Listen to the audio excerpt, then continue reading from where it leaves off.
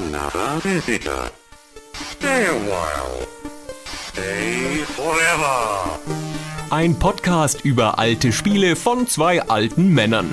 Stay Forever mit Gunnar Lott und Christian Schmidt.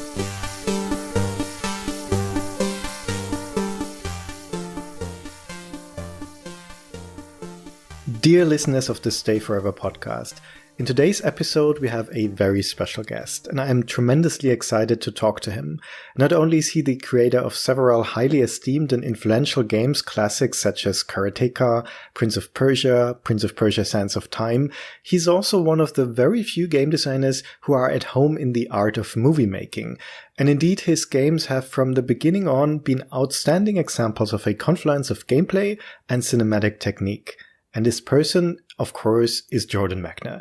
Hello, Jordan. Hi, thank you. Happy to be here. So happy to have you on the show. So we're meeting today to speak about one of your games in particular, and that game is The Last Express from 1997. We've covered the game extensively in a recent episode of the Stay Forever podcast, and we reached quite a few points where we wondered, why was that particular design decision made? So we decided to ask the person best qualified to answer these questions, which is you, I hope. Well, it's my pleasure. I'll be happy to talk about The Last Express. It's a game that's close to my heart. To put this into some context, can you outline what your role was for The Last Express and what responsibilities that entailed? Sure. I co-wrote the script with Tommy Pierce and founded Smoking Car Productions, a small game development company in San Francisco, for the express purpose of making the game. And so for about 4 years, I was the game designer, director, and also CEO of the company. Quite a few hats that you were wearing. Yeah, you could say that. So you're saying a small development company, but to my understanding, the game grew to quite a size for a development team of that era. Yeah, it got a bit out of hand. It was a small company in the sense that we only had one project, which was The Last Express. But yeah, the size of that project really blew up past what I had imagined in the beginning. I think if I'd had any idea how big it would get, I would have thought twice. Okay, we'll come back to that. But let's jump to the origin of The Last Express, because that story starts quite a few years earlier than 1997, and it starts with you living in Paris. Now, the last time we saw you, you were working at Broderbund in California. How did you end up in Paris? It was a couple of years after Prince of Persia had shipped. And, really, I'd been in the industrial park for 3 or 4 years making Prince of Persia. And at that point, I'd been in front of my Apple II for 10 years, from high school through college, making Karateka and Prince of Persia, designing and programming those games. So I really just wanted to sort of get out and start living my life as I felt at that time. I didn't want to spend my entire life sitting in front of the computer screen. So I spent a year traveling. I went to Spain. I went to film school in New York. I shot a documentary in Cuba and ended up in Paris, where, among other things, I really fell in love with French graphic novels. And as well, I'd always been interested in European history. And Tommy suggested to me the idea of doing a game that was set on a train. Her opening sentence was, "I was taking the night train to Berlin." Yeah, she evoked the image of a train standing on a station at night and said, look, that's European 20th century history at a glance. And of course, I had my own associations. And my first thought was, well, let's do World War I and let's make the Orient Express. And so started reading about that World War I period, which until then, I think in games had been less well represented than World War II. And just became more and more fascinated with that period. And so the history, living in Europe was an influence, reading graphic novels like Hugo Pratt, Cocktail Maltese, François Skyton, all of those inspirations, as well as the old Hollywood movies like The Maltese Falcon and Casablanca, The Third Man, which Tommy and I both loved, all sort of fed into it. And so we came up with this crazy story. And before I knew it, we moved back to San Francisco and we were starting this development company to make the game. While you were in Paris, you were obviously done with games, right? Well, I was taking a break. I knew I would do another game at some point.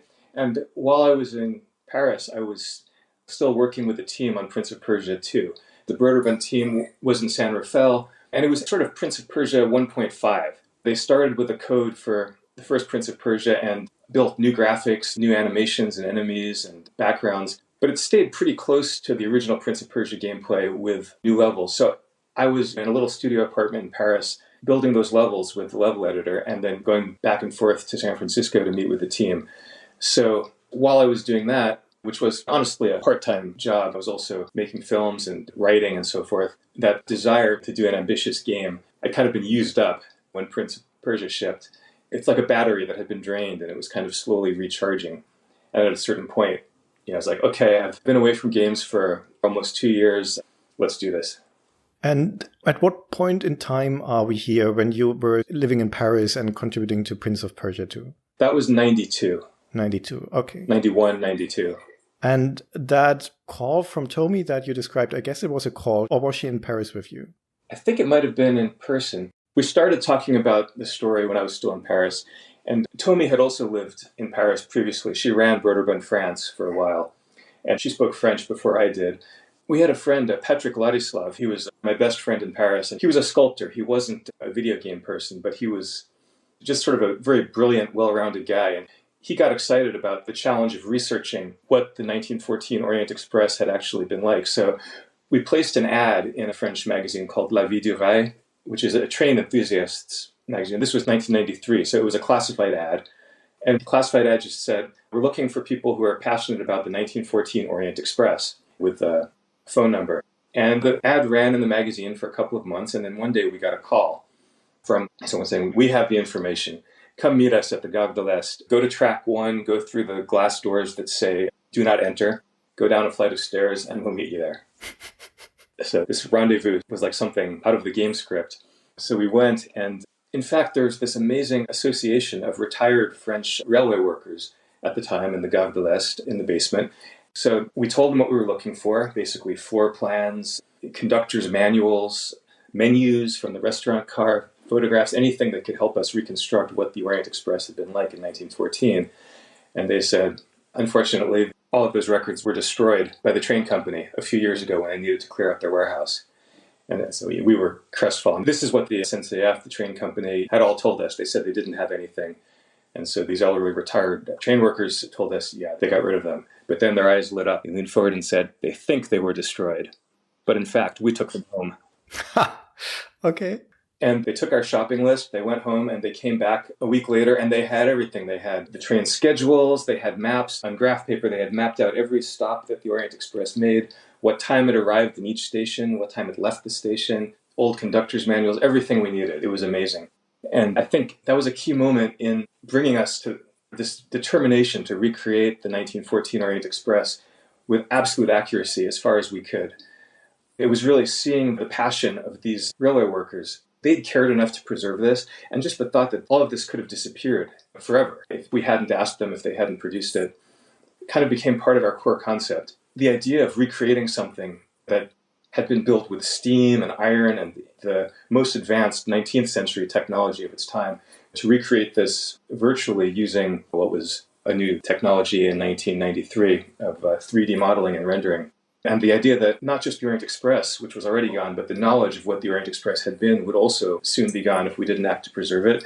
That was incredibly motivating and inspiring for Tommy and Patrick and me. And that sort of became the mission, which we passed on to the team.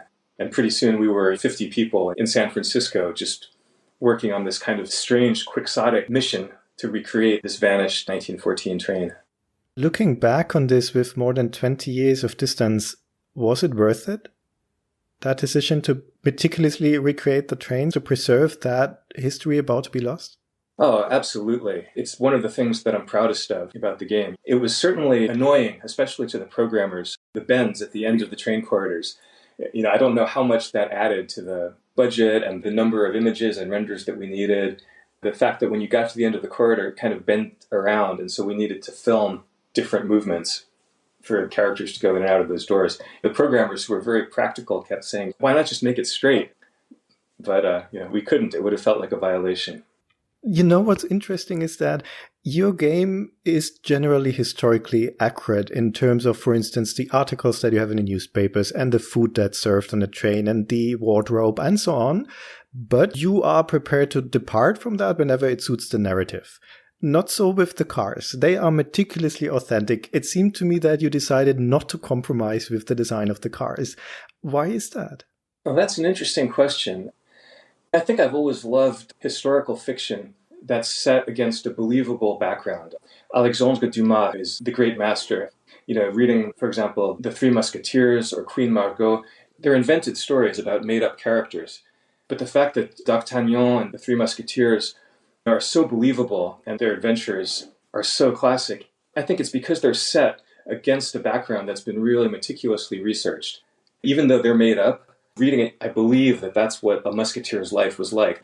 Seeing film versions, like later Hollywood film versions of the Three Musketeers, when it's clear that the costumes aren't right, that they're using technology that didn't exist at the time, it loses a lot of the magic of the original work. So, for better or worse, that was just a constraint that we set ourselves. The things that don't matter to the story, like how the train looks, how the people are dressed, should be as real as possible. And if all of that is real, if we can believe in this world that's being recreated, then we can accept the fantasy of these fictional characters and the adventure, which is, of course, a very fanciful fictional story, which even has a kind of a supernatural, metaphysical element.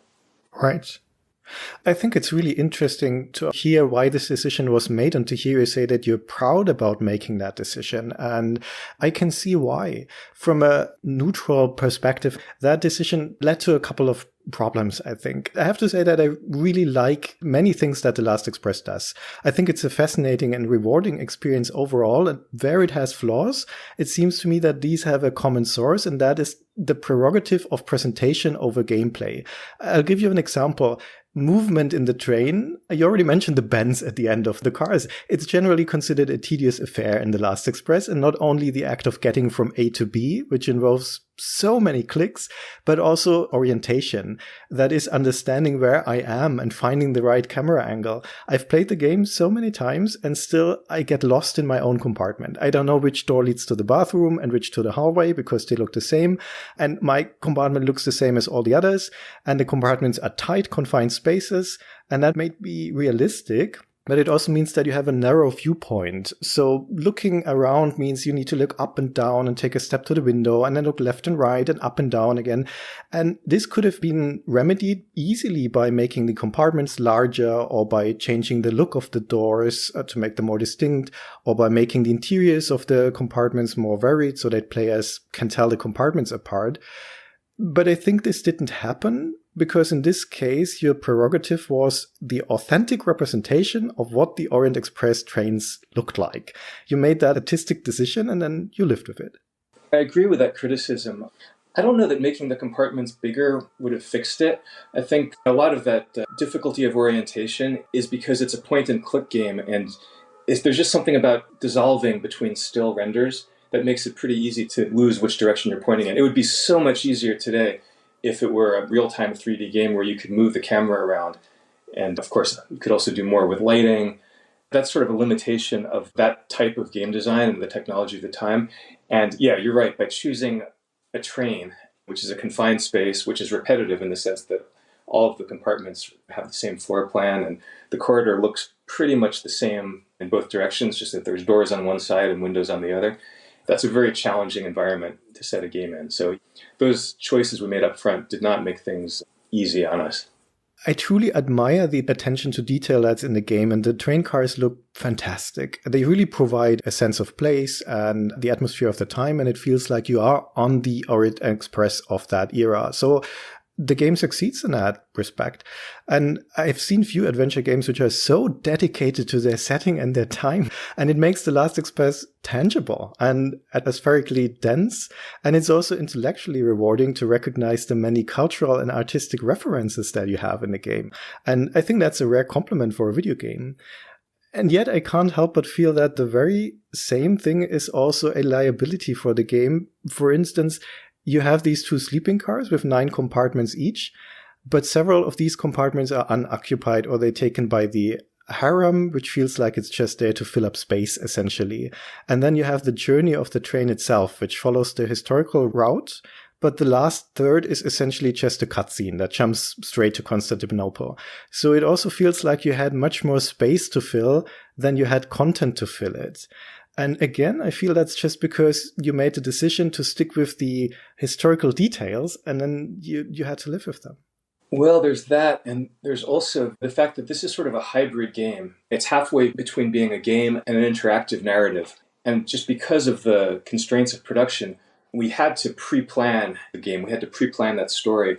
If we were using today's technology, for instance, and if we had 3D models of all the characters and then we could just sort of put them into a 3D world and animate them as needed, that would have given us all the flexibility that we have as game developers today. But because we chose to film live actors and rotoscope them into the 3D rendered backgrounds, which was really an artistic decision that we made because we thought it would look cool. And the subtlety of the differences between individuals and the way that they walk, the way that they move, and their facial expressions, the idea that we could, by rotoscoping filmed footage, we could make it resemble a kind of hand-drawn pen and ink drawing, reminiscent of the Art Nouveau, the Toulouse-Lautrec style ink drawings of the time. That just appealed to us, so we did it. But from a pure game design and production standpoint, that was a nightmare, because it meant that we had to pretty much know what we would need to make the game, and we needed to do a film shoot of all of our actors in costumes, in makeup, against a blue screen background with props that had been built to match the dimensions of the train, with blue screen door handles and props in the restaurant cart. We had to film all of that before we'd made the game, before we'd had a chance to test it and see if it worked and see if it was fun. As a game designer, I knew that's not really the ideal way to do it. Ideally, you want to work for as long as possible on an ugly gray box version of the game, get the gameplay so that it's solid, you know what's fun about it, and then design the graphics and the characters and everything else, design the assets in a way that's going to support that. We just couldn't do that because those upfront decisions meant we had to do it a different way.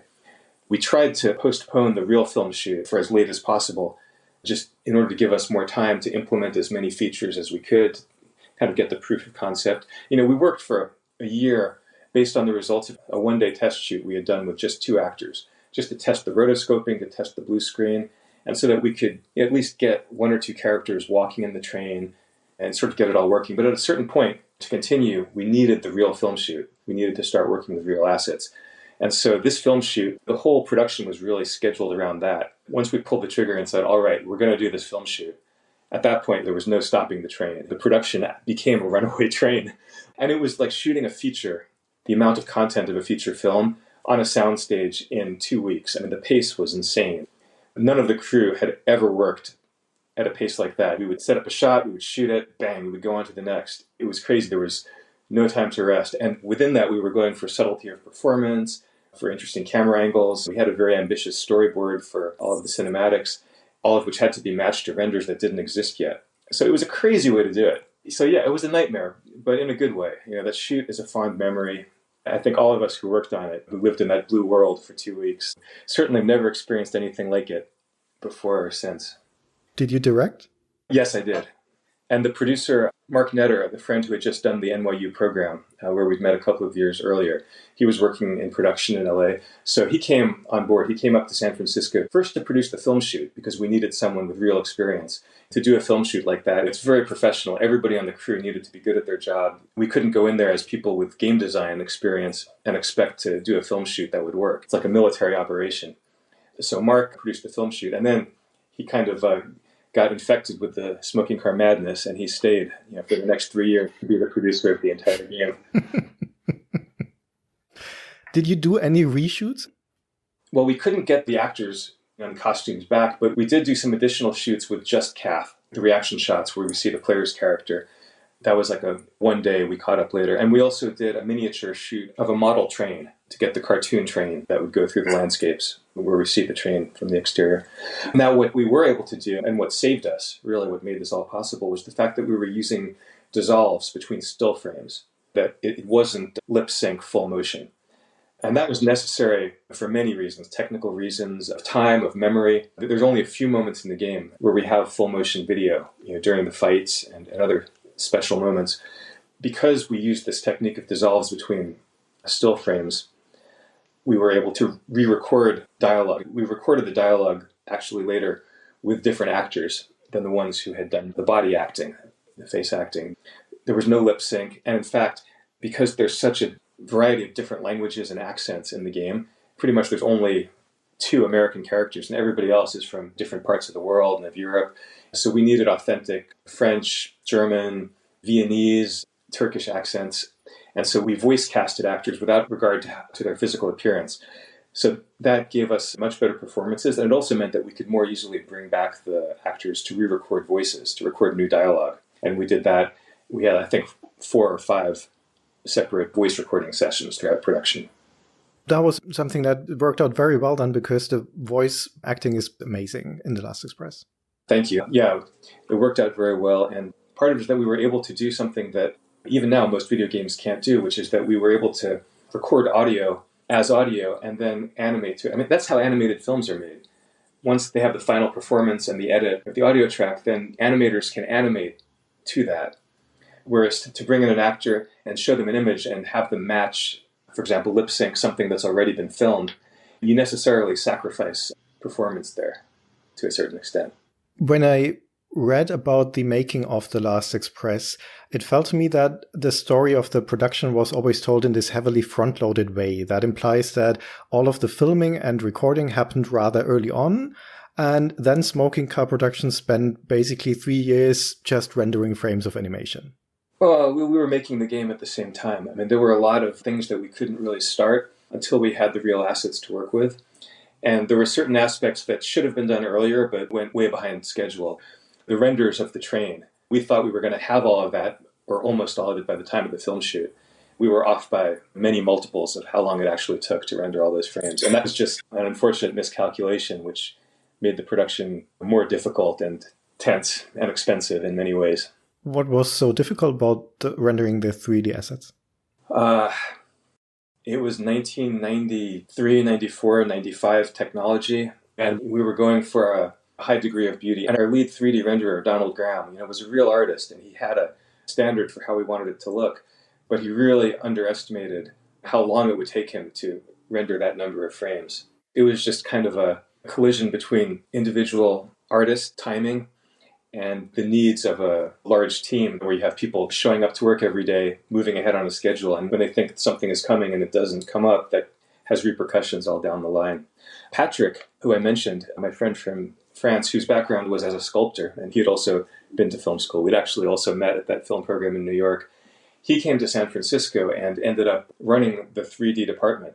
What we had thought would be done by one 3D artist working out of his apartment in San Francisco, we ended up building a whole department with people rendering, setting the camera, setting lighting, building props. We had a whole department doing what initially we had thought that this one person would be able to deliver. And without that, we would have been completely sunk. If that film shoot was basically the point of no return and that generated all of the material you then had to work with subsequently, was there a point during the production where you wished you could have gone back and changed something? That's just a luxury that you don't have when you're in the midst of something. The train only goes forward.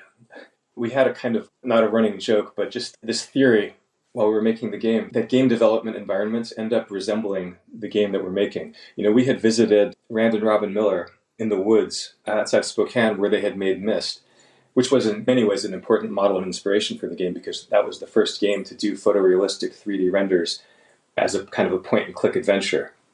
And the fact that Myst was so immersive and had worked so well, it was part of what made it seem like we weren't completely crazy to take that choice to do essentially Myst with people. But anyway, the woods where Rand and Robin lived really resembled that island on Myst. And so we had chosen for our office building this old brick building in San Francisco's North Beach, which had that kind of turn-of-the-century feeling. We were right around the corner from Zoetrope, Francis Coppola's studio building. That's where we did our voice recording. A friend of ours, George Hickenlooper, the late George Hickenlooper, a good friend who I'd met at university, who went on to become a film director, he had directed a documentary called Hearts of Darkness about Coppola and the making of Apocalypse Now. One of the key insights in that film is when Coppola remarks that the journey of making the film kind of recapitulated the story of America's involvement in Vietnam. He says something like, we went into the jungle, into this place we didn't know, with all of this equipment and all of this money and all of these ambitions, and we just got in too deep. We just didn't know what we were getting into. And then slowly, little by little, as time went on, we went insane. We had that in our mind. And the metaphor of a train, a runaway express train, it seemed like we were living that.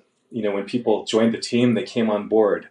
When we went on to the next step, like going on to the film shoot, even though we weren't quite ready, putting more money into the company felt like just throwing more coal into the furnace. and building up a bigger head of steam so we could go faster. Smoking Car Productions really was, it was the smoking car of the train.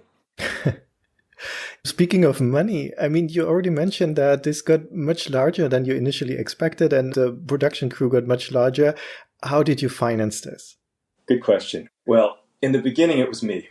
I seeded the production with my Broderbund royalties from Prince of Persia. And in 1993, thanks to Prince of Persia being ported to all these different consoles and internationally, the royalties were flowing in very generously. So I figured I could afford to fund at least the beginning of a new game. And I thought I would just get it started, and then we would find a publisher who would take over.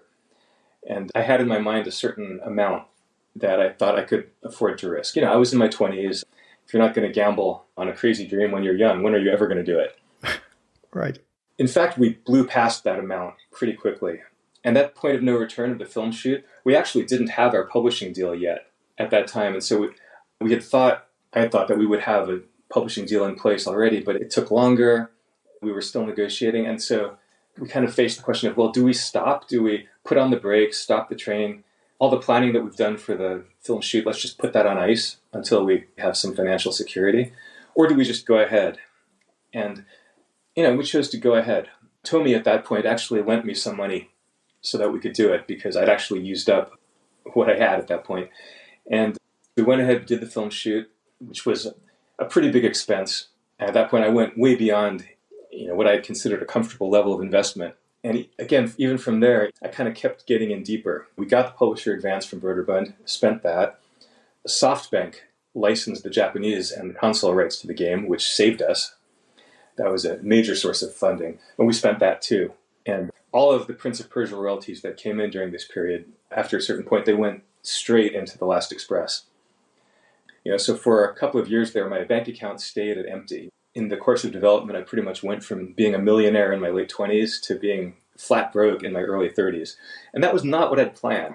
I can imagine. You know, when I made my little Excel spreadsheets at the beginning of the project, insanely optimistic Excel spreadsheets, that was not a scenario that I had even contemplated. But there you go. It was a runaway train, and there we were in the locomotive shoveling coal. But you did publish a game in the end, so you did finish the production.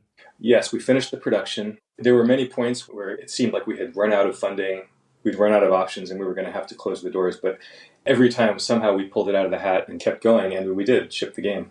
Sounds like it must have been an emotional roller coaster for you in that period. Oh yeah, it was an adventure, for sure. How did you keep your optimism? As with any emotional roller coaster, you know, it's like charging up that battery. Sometimes you feel like the battery's empty and, you know, you have a dark day. But then, you know, somehow you get back up and you keep going. I don't know, you just do. I'm glad that you did. I am too. You know, telling it now, it sounds like this really dire story, like a traumatic experience. But what's interesting is that I think all of us looking back on it see it as one of the really fond memories and great adventures of our life. I mean, I can certainly, looking back, think of more practical plans, better money-making schemes. You know, from a business point of view, the PC adventure game category in 1997 just wasn't that big a market segment. You know, I wasn't thinking like a business or a marketing person, like a real-time first-person shooter. We could have put just as much passion into that. Probably would have done a lot better. But we had a vision for the game we wanted to make, and we made it. Can I ask you a fundamental question, Jordan? Why did this have to be a game? It sounds like from the inception of the game, that story idea that you and Tomi had, and also the production process that you had with the film shoot, etc., that sounds very much like making a movie. So why make this an interactive experience? I think that was just part of the excitement of the concept. I mean, of course, there had been great movies, you know, made that were set on trains. Hitchcock's The Lady Vanishes, you know, was a reference. But even though many of us had a film background, had been to film school, and I was also writing screenplays, it was really the idea of doing it as an interactive narrative that really lit the spark, because that was something that didn't exist. It was a chance to try to maybe create a new genre, isn't the right term, but at least to try something that wasn't already a formula. You know, that wasn't just following established models of the past, but actually trying something experimental that might work, it might not, but we were really the only ones who could do it because we had experience making games and we'd sort of seen that technology evolve. And the technology available in 93, 94 was already a huge leap beyond what had been possible in the late 80s. When I was making Prince of Persia as a 2D game. We wanted to try playing with those toys and see what we could make. And we were really the only people who had just a particular combination of skills and sort of odd interests, plus being steeped in European history and literature in the way we needed to do this crazy thing. Why did you feel like you had to start your own production company? Why not just pitch the idea to developers or publishers? That's an interesting road not taken. At the beginning when we started, because of the success of Prince of Persia, there was no shortage of publishers that were offering to back this in various ways. It was really a hubris. I thought that if we made a deal with a publisher, then they would end up taking the pragmatic conservative path and that we wouldn't be able to do some of the more ambitious experimental aspects that we were excited about. You know, publishers quite understandably like the games, especially games that they're heavily invested in, to follow models of games that are doing well, that they've done well with before, that their competitors have done well with. It's just human nature. It's the nature of the business. So to do something risky and independent, you kind of have to be independent. And you have to be willing to lose your own money. Because when you're using somebody else's, they get to decide how conservative or how adventurous they want to be. I think this ambitiousness and the uniqueness of your approach to creating this game also is reflected in the uniqueness of the game itself. And one of the brilliant touches of the game is its unique look. And this combination of cel-shaded Art Nouveau characters with the highly detailed rendered backgrounds that you already described. And you know what's fascinating about this look is that it makes the game eminently recognizable. To this day, you can look at a set of screenshots and the one from The Last Express will look like no other game out there. It's just completely unique on that visual level. And that's terrific. And to jump back to the production process, that look was generated by a patented process. So I looked up the patent. It's US patent 6061462 called Digital Cartoon Animation Process. And it was submitted in March 1997. So that must have been towards the end of the game's production. Do you remember who decided to try patenting this process and to what end? Gosh, I can't remember who first suggested it, but yeah, at a certain point when we realized that this was patentable, and looking at the amount of work we put into it, we went ahead and got the patent. We called the tool GrabFace. Yeah, it's interesting because now it's so much easier to do that. You can do it with a combination of filters. There are social media apps that can do actually a really good cartoonizing. And I think within a few years with deep learning, we'll go even further. I mean, we'll be able to take filmed images and instantly turn them into art of any art style that we choose. But at the time, of course, it had to be done frame by frame and took a lot of computing power.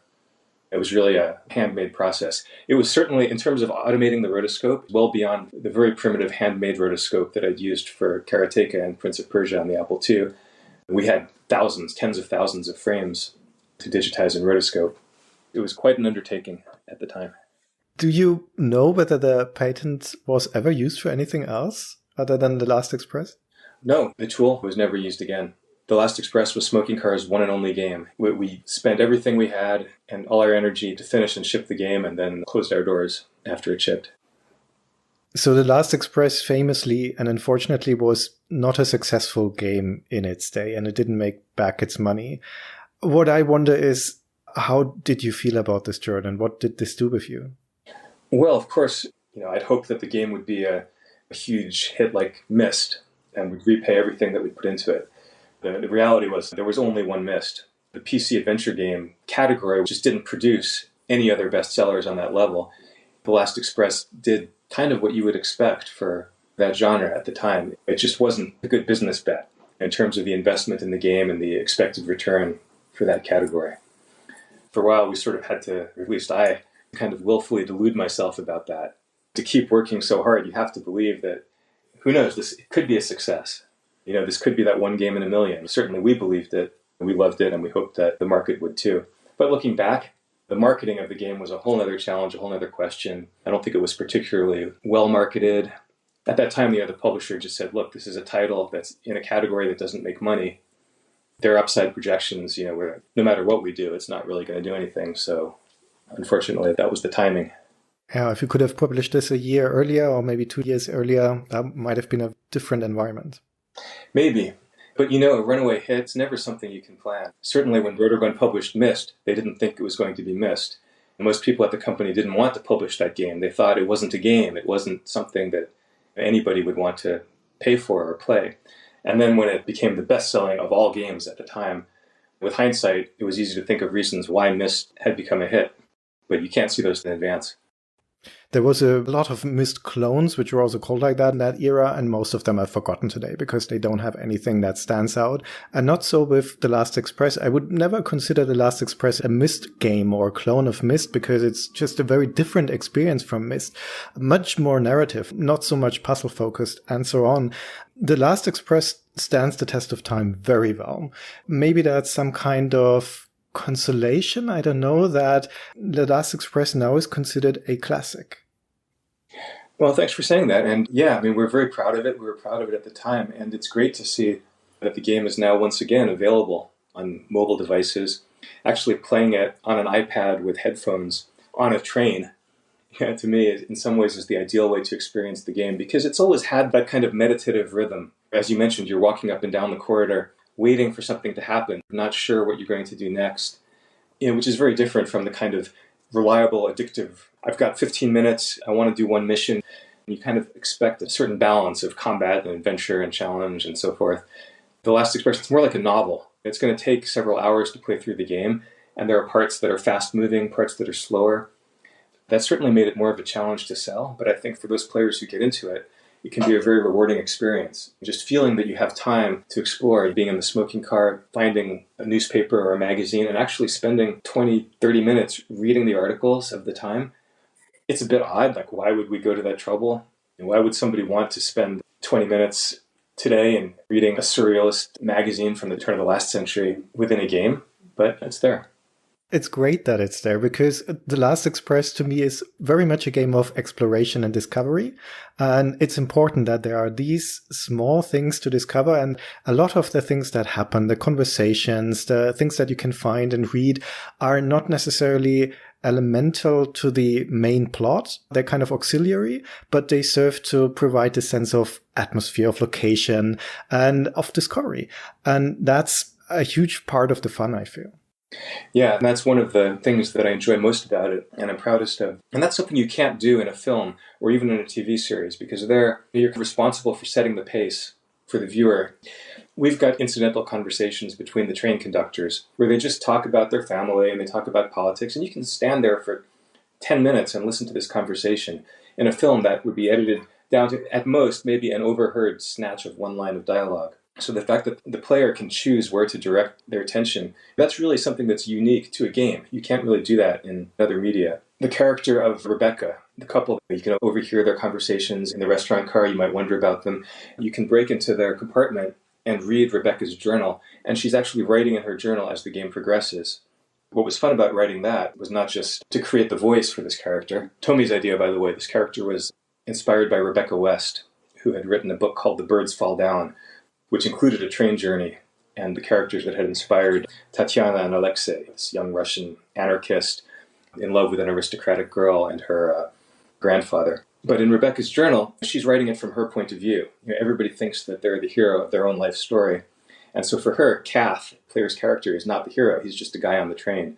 This is something we couldn't quite be sure how it would feel when we did it, but I think in the finished game, it's one of those things that's actually sort of cooler and more fun than we imagined, to just the particular thrill that you get reading this character's journal and seeing that she's written about us. She's describing things that we've just done. It feels like we've impacted the game world in a persistent way.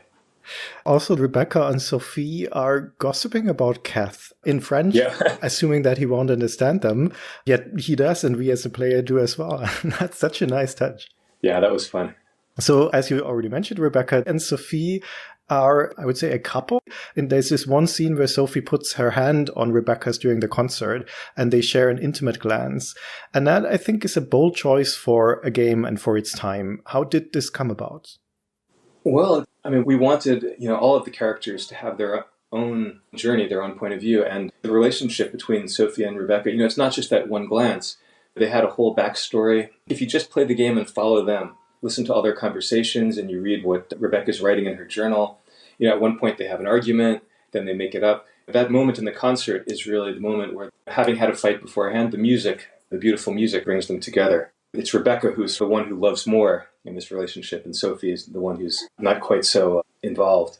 But to tell the story of that couple who are completely incidental to them, like they actually don't interfere with the plot in any functional way. Some of the other characters, there's an object that they have that you need to get, or they give you a key piece of information. Sophie and Rebecca, they're present for all of the action, but they don't impact it.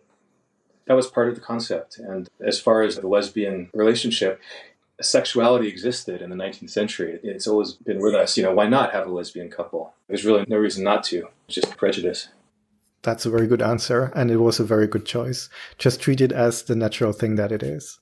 So, as we're already discussing narrative decisions that you made, there's one thing that we really wondered about. The game starts out as a murder mystery, as Robert Kath finds his friend Tyler Whitney dead in his compartment, and then over the course of the journey, political ideologies and intrigue come to dominate the plot, and towards the end the train gets hijacked, and of course World War I looms. So there are a lot of tangible things that drive the plot of this historical thriller. So the one thing that you'd think that this game doesn't need is a supernatural element, and yet that's exactly what you introduce in the form of this mechanical bird, and the entire finale revolves around this bird. And to be honest, this made no sense to us. So, Jordan, why the bird? Yeah, the story, this script that we came up with was kind of ambitious in the way that it blended or bent established genres. We definitely didn't want to do a whodunit. It's a thriller about these particular characters, but it's set against a political background of the time. Hitchcock's The Lady Vanishes did that, The Third Man, Casablanca, all have this larger political element. I wanted it to be that. And I think this came with the initial concept, with the very first one-liner, that you're on a train, the last Orient Express that's going from Paris to Constantinople. And by the time you arrive, World War I has broken out behind us. It starts out that you're crossing Europe that's at peace. You don't even have to show your passport, the border controls, like today we have with the Schengen area. This was the case for the first time in 1914. You could travel freely across Europe, do business. And so the question is why? Why from this time of peace and prosperity? Obviously flawed, you still had nations and all the things that divide people, but within that, Europe was more united and more at peace than it had been ever. So why did the great nations, the leaders of Europe, make the choice from that to plunge into mass slaughter, basically to destroy their own countries? All of the governments fell in the aftermath. A good portion of the population of Europe was wiped out, and this led to pretty soon thereafter another world war and genocide and all of the horrors of the 20th century that we're still living with the aftermath. Why did people choose to take a pretty good world and just burn it to the ground? Of course, there are plenty of historical answers. Barbara Tuchman's great books, The Guns of August, The Proud Tower, the particular decisions that led to World War I. But from a point of view of a story like this, the answer to that question could really only be metaphysical. I guess an obvious inspiration is Raiders of the Lost Ark, the Ark of the Covenant. It's the MacGuffin, it's the thing that Indiana Jones and everybody else are chasing. But it represents more than that. And at the end, when the Ark is opened and you see that it really has this supernatural power in it, that puts the movie into a different genre. My reaction the first time I saw it, I was a teenager, I was in high school when I saw Raiders of the Lost Ark in a packed cinema in London. That was a formative experience for me. It was so thrilling, and in a different, more literal way, it inspired Prince of Persia as well, the running, the jumping, the spikes, and so forth. But that epic feeling that as we're living and struggling in this material world, there's another dimension in which our actions have significance. It's just a fascinating concept that always resonated and appealed to me, throughout my childhood. And there's so much great fiction that uses that in one way or another. Yeah, maybe we went a bridge too far with Last Express, but that was sort of part of the concept from the beginning, that the answer would take the story to another level beyond the literal material plane in which it had been taking place until then. Certainly anime, films of Miyazaki, some French graphic novels had done similar things with different degrees of success. So all of that was the inspiration to dare to take it to that metaphysical level. The Ark of the Covenant in Raiders of the Lost Ark that you mentioned, that's a bit of a Pandora's box. Nothing good comes to the person who opens it, and in this case it's the Nazis who open it. And they're punished for it. They're punished for their hybris. We wondered whether the mechanical bird was also a motive in that direction. So also a Pandora's box, and it gets opened and that unleashes the ghost of the machine, because World War I was the first mechanical or heavily mechanized war. But what doesn't fit for us, if this is a sensible explanation at all, is that it's actually Kath who unleashes it. So an American, this entire symbolism doesn't seem to fit at all. Well, that's interesting. It's what you said, but it's also the Firebird is the heart of darkness. It's the thing within us that drives us to violence. For me, the key thing about Kath in that moment, it's not whether he's American or what his nationality is. It's that he's a doctor, but he's also a man of action. He's taken a Hippocratic oath, but he's angry because his friend was killed.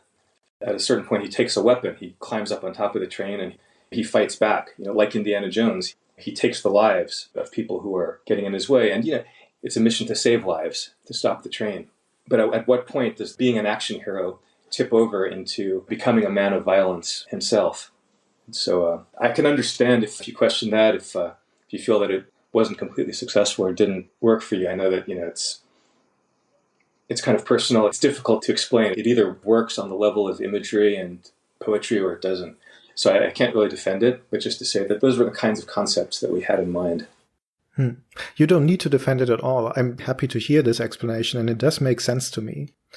You already mentioned that originally the motive of Robert Kath when he enters the Orient Express and finds Tyler Whitney murdered is basically to find out who or what killed him. And one of the slightly vexing things about The Last Express is that the game actually doesn't provide a clear answer to that, or it's never resolved at the end. Kath seems to have other things on his mind at that point. I mean, a lot happened in the meantime. So I'm going to ask you now, as the author of the story, who killed Tyler Whitney? The Firebird. The Firebird did. Okay. How? Why? Why did he open the egg? Why did he open Pandora's box? I see the Firebird as sort of in the lineage of cursed objects. They sort of exert their own fascination. The Firebird wants to be opened. It wants to be let out. And of course, it will attack and kill whoever opens it. So I think from the moment that Tyler possesses the Firebird, he's drawn to figure out how to open it. This harks back to a certain kind of Victorian Gothic literature, the Moonstone, the Mummy's Curse. Some of the Sherlock Holmes stories have this kind of thing, the idea of an object that has a literal, rational, material explanation for how it works, but you still feel that it's cursed, that there's something inherently dark about it. I have 2 or 3 more questions which are a bit more difficult to categorize, but I would be very curious about your answer. Now, the first one is that we've already spoken about the authentic recreation of the train cars and the meticulous attention to detail. However, one detail that seems to be missing from the train cars is mirrors. And it's hard to conceive that there shouldn't be any mirrors in the original Orient Express. And there's even a photo in the manual of the game which shows a compartment with the bathroom, and there seems to be a mirror in that bathroom. So you must have made the decision to not include mirrors. Why is that? Well, this was a practical compromise. A moving sprite that was reflected in the mirror. It would have been another moving part. It would have meant creating a whole nother system and a technical challenge for the team. Certainly was possible, but given that we'd already bitten off more than we could chew, and we were always overambitious in terms of budget and schedule, and I'd stuck to my guns on the bends at the end of the corridor. I went to the mat to win that battle and, paid a heavy price for it. To insist on mirrors, I could see that that was not the right battle to fight, and that ultimately we would have paid for it in other ways. It would have meant that other more important things in the game we wouldn't have had the time to do. There is one cinematic where you see character Moulage reflected in the mirror in his compartment. But it's in a cinematic. We had a mirror when we filmed that scene, and so his face was reflected at the correct angle, and so that all worked beautifully and it looked great. But to have a mirror in the interactive parts of the game where you might see Kath, the player's character, reflected in the mirror, also posed questions like what expression should be on the player's face at that moment. Would it actually help, or would it undermine the sense of identification that the player was feeling with the character? Ultimately, to have mirrors would have been a super expensive experiment that might have added to the game, but it also might not have worked. And anyway, we couldn't afford it. A pragmatic decision. Yeah. The second question is about the German version of the game, because there's something odd about the German version, and I wonder if you know about that. I have to say that the German version is actually very good. The translation and the voice acting are phenomenal. It's one of the best localized games I've seen to this date. However, the German translation eliminates any references to Jews. In the original version, Anna Wolf is a Jew, and August Schmidt has some lines which betray his casual anti-Semitism. And all of that is gone in the German version. And that must have been a purposeful decision. Do you know anything about that? I did not know about that. It was never mentioned or discussed. I assume it was made by the European publishers who handled the localization. It didn't make any sense to us at all. We just don't understand it. Interesting.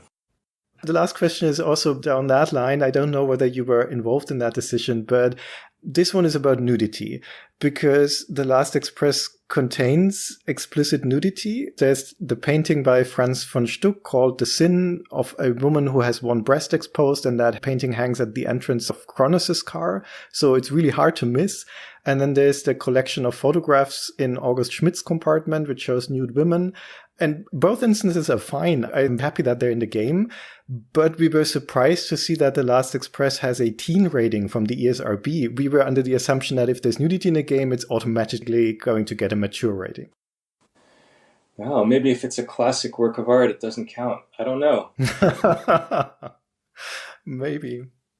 Yeah, I don't remember being challenged on that. Okay, never mind. Finally, allegedly, at one point you were in discussion with the director Paul Verhoeven about a movie adaptation of The Last Express. At least Verhoeven himself confirmed this in an interview. How did this come about? Oh, yes. Well, this was 8 years ago. Paul and I met in Los Angeles. And of course, I'm a huge fan and admirer of his work. I mean, I've loved all of his films since his early Dutch films, Soldier of Orange, and then, of course, some of the definitive Hollywood films of the 80s, RoboCop, Total Recall. I grew up on those films. And to me, his last film at that time, Black Book, was amazing. I mean, I thought that it was as good as anything he'd done, that it really combined everything that he'd learned in Hollywood with some of the power of his early European films. I just thought he was on the top of his game, and it was a dream to write a script for Paul Verhoeven to direct. So I showed him The Last Express, or rather I showed him a little trailer that I had cut together. I showed it to him on an iPhone, and he said, "I'll do it." So we met regularly for about a year. I wrote the script, and he was very involved. We would alternate between his favorite French cafe and his favorite Italian restaurant in LA. We would go over the story and the characters in detail. He questioned the logic. In adapting a game like The Last Express into a 90-minute or 110-minute feature film, it's a different thing. So many of the things that work as a game where you can spend many hours on digressions and you have all this sort of multi-layered plot with many different characters all having their own agendas, doesn't lend itself well to a feature film.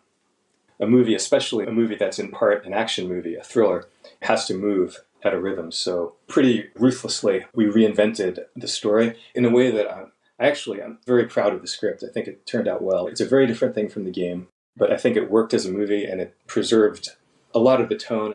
I think people who enjoyed the game will get it. And I also think that it's a movie that would work for a mass audience.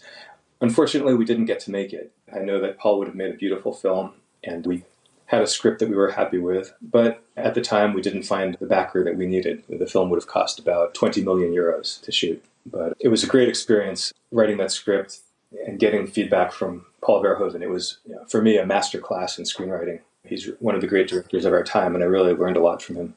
Too bad. I would have loved to see that movie. Me too. Well, you then instead worked on the Prince of Persia movie, right? Yes, actually, at this point, I had already written the first script for Prince of Persia. Okay. So this was about the time that the Prince of Persia movie was finished. Other screenwriters worked on it after me.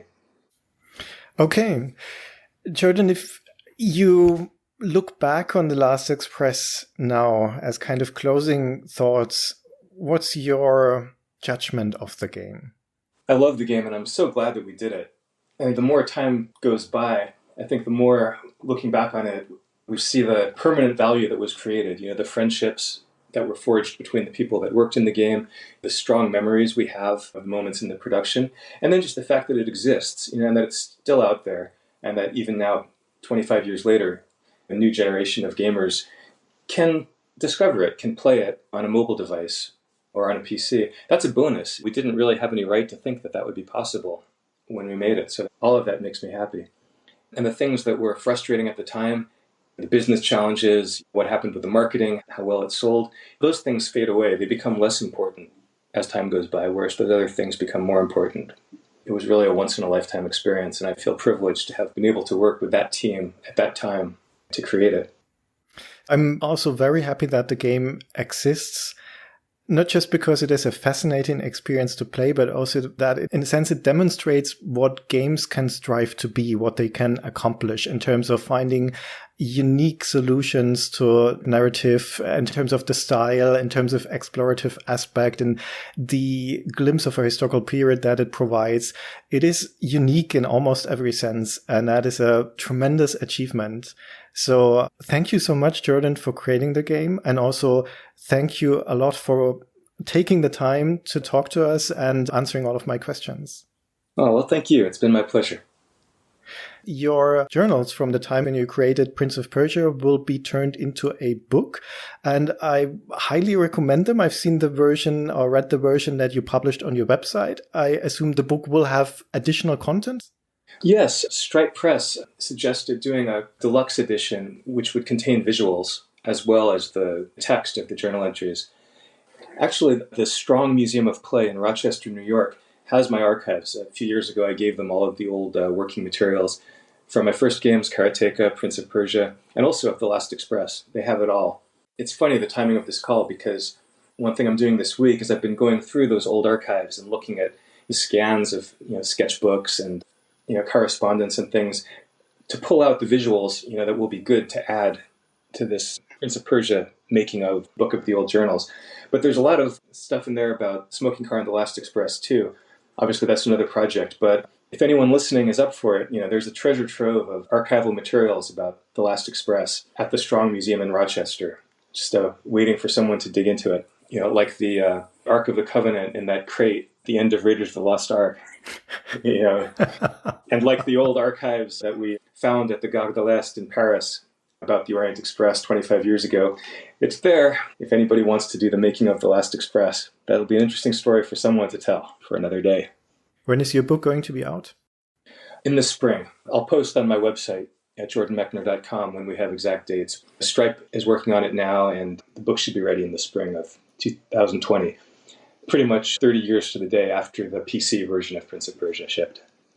Perfect. We'll keep an eye on that, and we'll also inform our listeners when the book is out.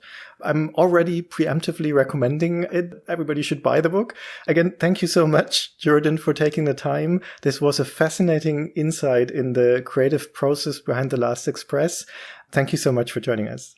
You're very welcome. Thank you.